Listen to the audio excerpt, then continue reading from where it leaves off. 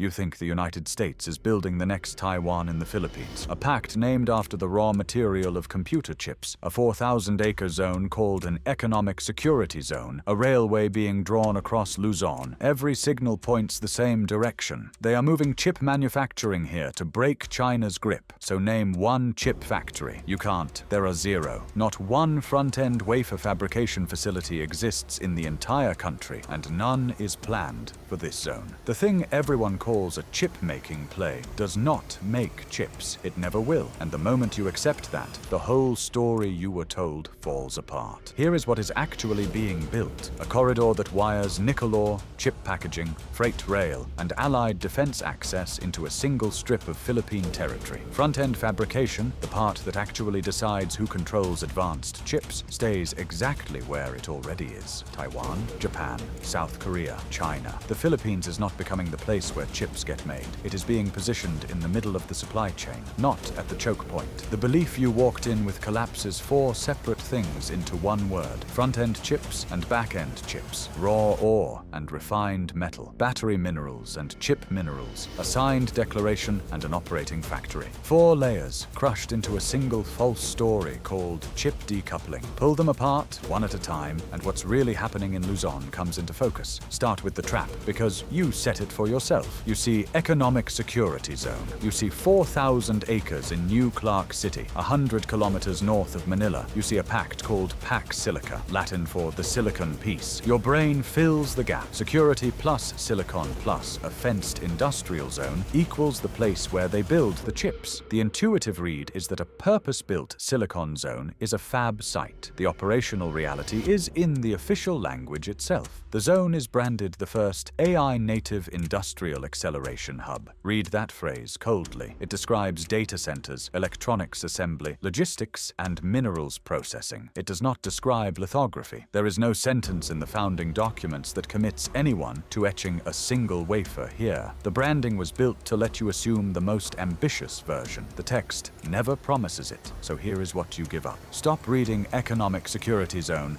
as fab site. It is an industrial park with deliberately ambiguous branding, and you supplied the chip factory yourself. The Philippines is the 9th largest chip exporter on Earth and does not make a single chip. Here is how that is possible. Making a chip has two halves. The front end is fabrication. Raw silicon wafers go into a fab, and circuits are etched into them with machines that cost hundreds of millions of dollars each. That is the hard part. That is where the power is. The back end is assembly, testing, and packaging. Chips that are already fabricated somewhere else arrive, get cut, wired, sealed into the black rectangles you recognize, tested, and shipped. The Philippines does the second half, only the second half. Chips arrive already made, get packaged, and leave. No wafers are etched anywhere in the country. The intuitive read is that a top 10 chip exporter must build chips. The operational reality is that export statistics count the value of what ships out the door, not the value created inside the country. A packaged chip is worth more than a bare die, so packaging adds enough countable value to push the Philippines to 9th in the world.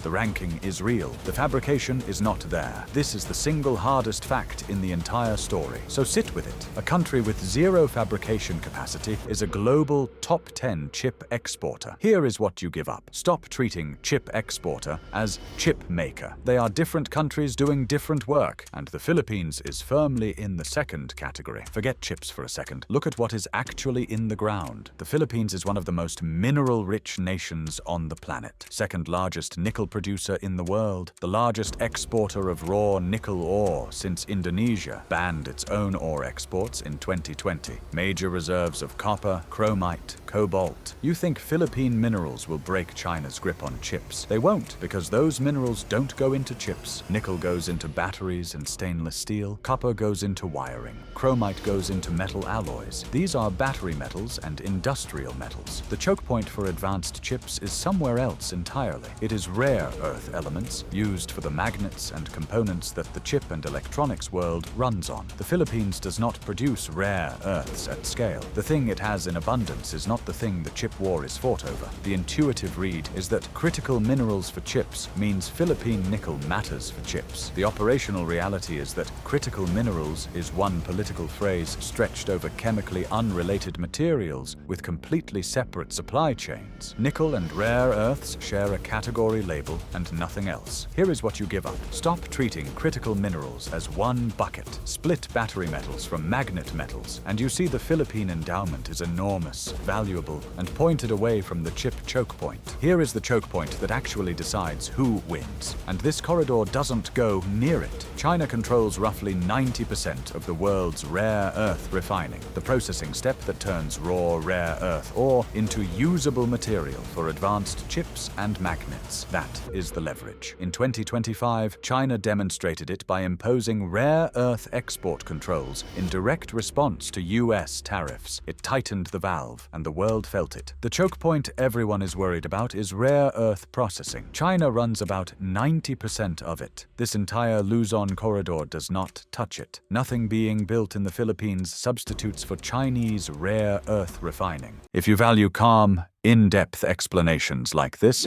subscribe to Beneath Systems for more videos that uncover the systems shaping our world.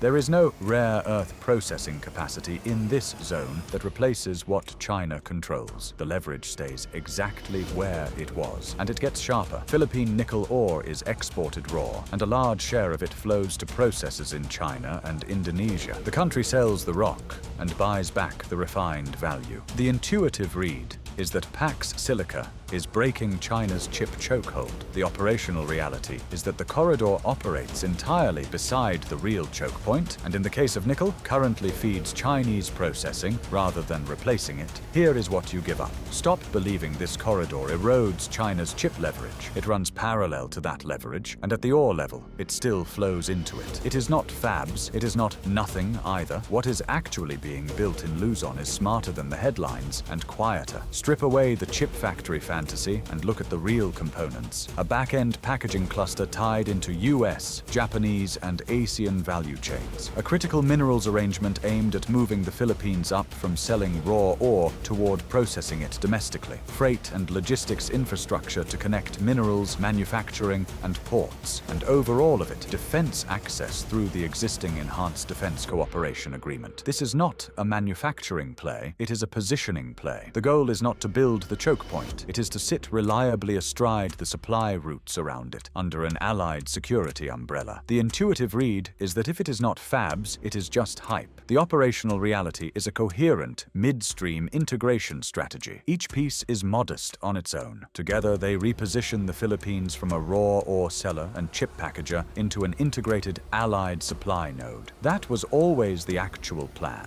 The fab story was never in the documents. Here is what you give up. Stop framing this as fabs or nothing. The real build is a logistics and positioning corridor, and it is doing exactly what it was designed to do. There are two halves of making a chip. The Philippines only does the half that doesn't need a billion-dollar fab. So why does everyone keep calling it a chip manufacturing breakthrough? Because the false story serves everyone who tells it. The government wants the "we are catching up to Taiwan" narrative because it signals national assent and pulls investment. Washington's critics want the front line of the US-China tech war narrative because it dramatizes the stakes. Headline writers want new Asian chip hub because it gets clicked. All three groups are served by the exact same false frame. The intuitive read is that if the fab story were wrong, someone with authority would correct it. The operational reality is that no major actor is incentivized to correct it. The supporters, the critics, and the media are all paid in attention or in capital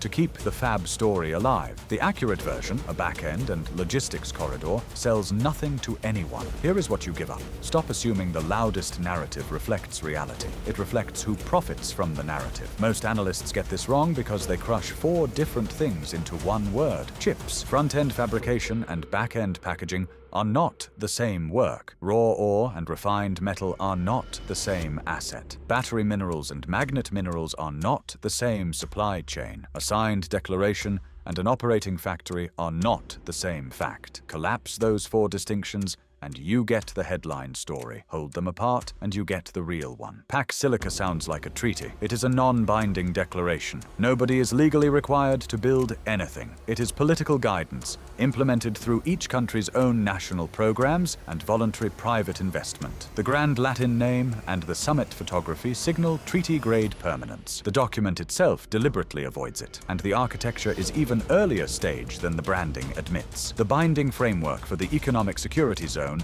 has not been finalized. US and Philippine officials describe a 2-year window to negotiate the actual terms. The deal you are reading about is an agreement to try to make a deal. The intuitive read is that Pax Silica is a locked-in alliance reshaping supply chains right now. The operational reality is a non-binding declaration, plus a 2-year negotiating window, plus infrastructure that is announced rather than operating. This is a framework and an aspiration. The real test arrives years from now, if it arrives at all. Here is what you give up. Stop reading this as a done deal. It is paper architecture with a clock attached, and the clock has years left to run. Here is how you read a geopolitical announcement. Ignore the name. Follow the freight, the ore, and the contracts. The name will tell you what someone wants you to feel. The freight tells you what actually moves. The ore tells you what is really being secured. The contracts tell you what anyone is actually obligated to do. A Latin name and a 4,000-acre map are signals. The supply chain underneath them is the fact. Run that method across this whole story and the pattern repeats at every layer. The name says silicon piece. The freight says back-end packaging and logistics. The ore says battery nickel, not chip rare earths. The contracts say non-binding, with the real terms still unwritten. Every layer was built to let you assume the maximal version. Every layer, read literally, delivers something narrower and more deliberate. Once you see that gap between the signal and the substance, you cannot read the next big announcement the same way. You stop asking what it is called and start asking what actually moves. So who profits from keeping you confused? The fab story has no author and no owner, which is exactly why it survives. The government tells it to look ascendant. The hawks tell it to look embattled. The press tells it to get read. 3 groups with nothing in common, all maintaining the same fiction, none of them lying outright, all of them letting you fill the gap with the most dramatic version available. The most powerful misconceptions are not the ones somebody planted. They are the ones everybody finds useful.